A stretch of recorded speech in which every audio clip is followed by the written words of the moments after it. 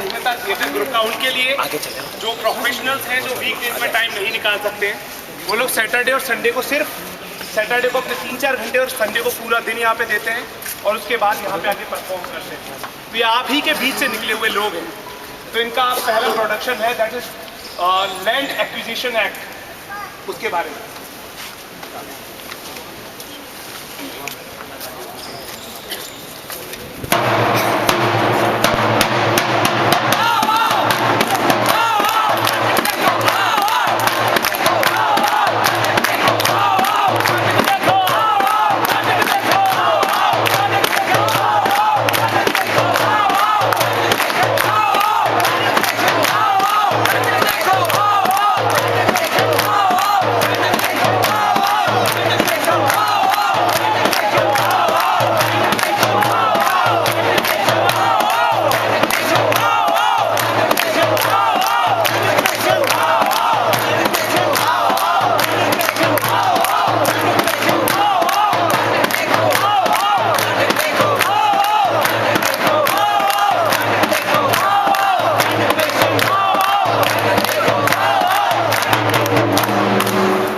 प्रदीप जो दिख रहा है चिन्ह दूर नहीं है, वो प्रदीप जो दिख रहा है चिन्ह दूर नहीं है।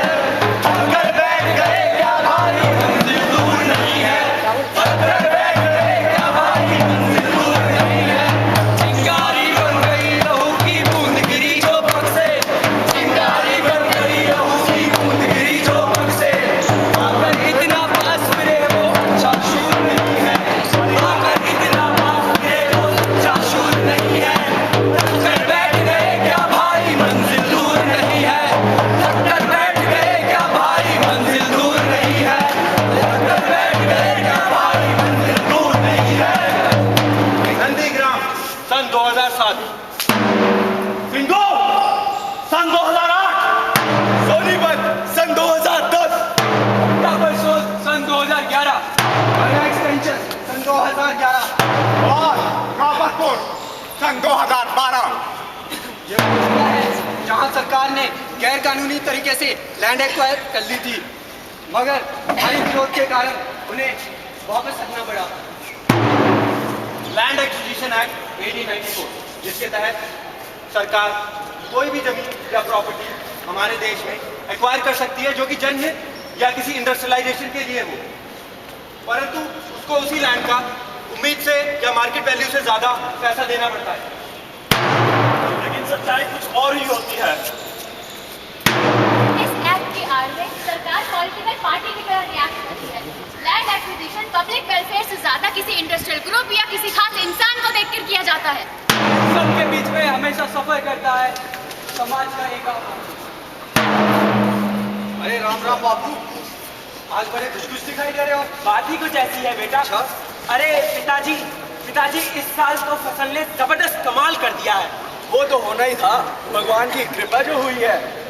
मैंने सुना है इस बार 1 बीघे का बहुत अच्छा दाम मिल रहा है। हमारे तो 10 बीघे हैं, जाके बेच आते हैं, अच्छी रकम मिलेगी। कल ही चलते हैं, मैं तो कहता हूँ। बात तो आप ठीक कह रहे हैं पिताजी, पर कल तो पटवारी साहब आने वाले, कुछ जरूरी बात करनी है उन्हें। अच्छा चलो कल उन्हें सुन लेते हैं फिर। अरे पटवारी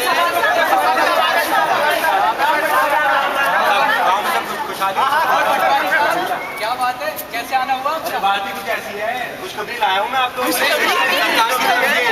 अरे सरकार आप लोगों की जमीन खरीदना चाहती है। अरे घबराना पहले चालू कर दिया।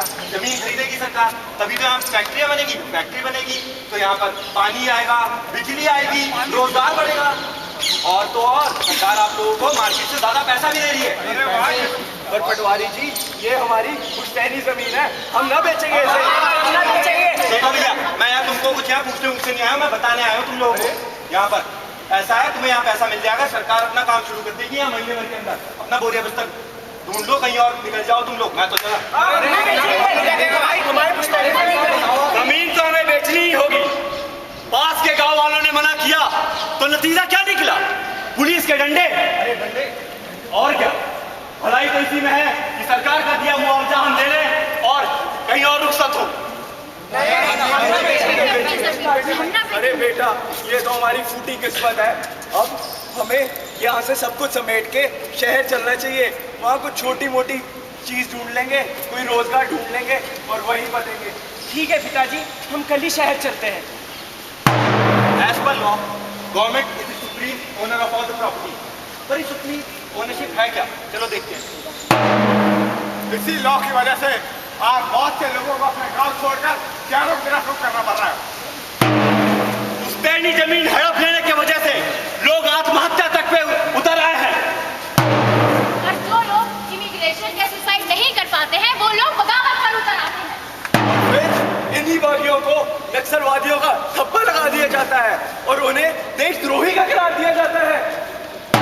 वो सीधे साधे किसान और आदिवासी, उनको देश के लिए खतरा साबित कर दिया जाता है और वो सरकार की प्राइम हिट लिस्ट में आ जाते हैं। और कई बार तो सरकार उन गरीब किसानों पर ही मुकदमा ठोक देती है। लैंड एक्विजिशन प्रोसेस में और पारदर्शिता क्यों नहीं है? लमसम कंपनसेशन और रेगुलर कंपनसेशन के साथ साथ एम्प्लॉयमेंट अपॉर्चुनिटी को महत्वता क्यों नहीं दी जाती है? लैंड एक्विजिशन प्रोसेस में गवर्नमेंट अवेयरनेस एक्टिविटीज क्यों नहीं बनाती? हर स्टेट में एक हेल्पलाइन सेंटर और एक सेंट्रलाइज हेल्पलाइन नंबर क्यों नहीं उपलब्ध कराया जाता? मैं अभी इसी आशा में हूँ कि तुम कुछ कहोगे। बात को बीच रास्ते में छोड़ न सकोगे। तू जिंदा है, जिंदगी की जीत पर यकीन कर। अगर कहीं है स्वर्ग तो तार ला जमीन पर। तू जिंदा है, तू